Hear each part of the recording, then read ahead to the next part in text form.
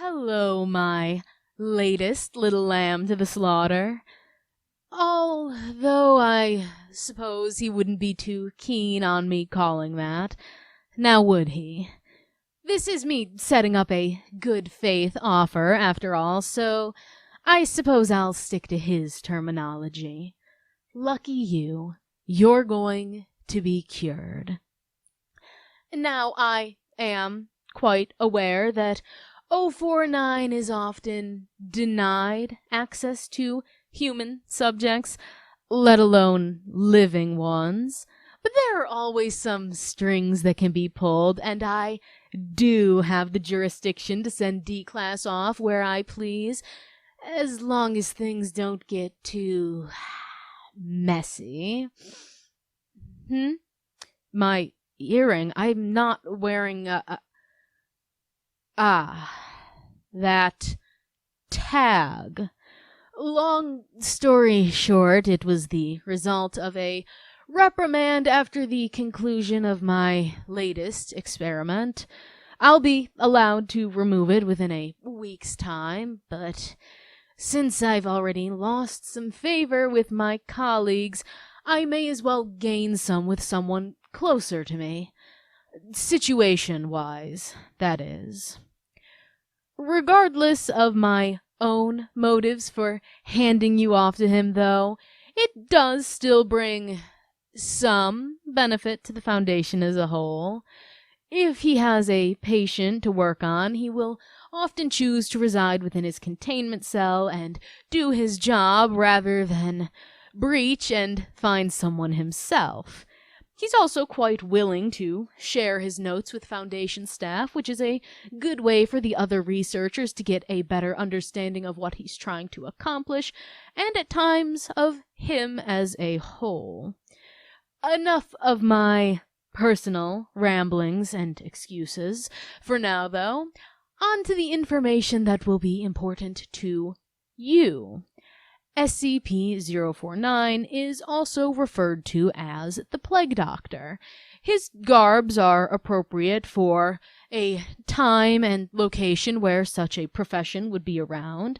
Black cloak and a beaked mask, although the mask isn't just for show or for cramming with herbs to block out the smell of rotting bodies. When an X-ray of 049 was taken, it was shown to have a genuine beak underneath the covering, but otherwise an overall humanoid skeleton structure. It's also been noted that it appears that his clothing is fused to his skin in some way, making it near impossible to differentiate between the two. He was originally located within a home in Montauban, southern France, along with several instances of 049-2 after a series of unknown disappearances were being investigated. The -2 instances are often the results of him resurrecting patients, his cure. They tend to be in a zombie-like state, although in general docile unless provoked or instructed to attack by 049. As for what exactly he's curing, that remains unknown to Foundation staff. 049 simply refers to it as the pestilence, or at times things like the Great Dying. When questioned by the late Dr. Ham on if he was referring to the bubonic plague, 049 expressed confusion and that he did not know what that was. Now, 049 did come willingly to the Foundation after all of the -2 instances had been dispatched, and overall he's been quite cooperative with Foundation staff. At times he does have violent outbursts, but don't we all? It's also been found that lavender acts as quite the sedative for him, calming him down rather effectively from an angered state. I've used it before as a bargaining chip with him. We had a little scuffle, if you will, differing opinions, you could call it, and I felt it would be better to mend that bridge rather than burn it. Besides, it is an interesting sight to see, similar to how some cats react to catnip. Almost endearing. Now, your task doesn't really require any action on your end. 049 may wish to chat with you at first. It's possible that he'll start off by speaking medieval French, but he does know English just as well and should switch over if you express confusion.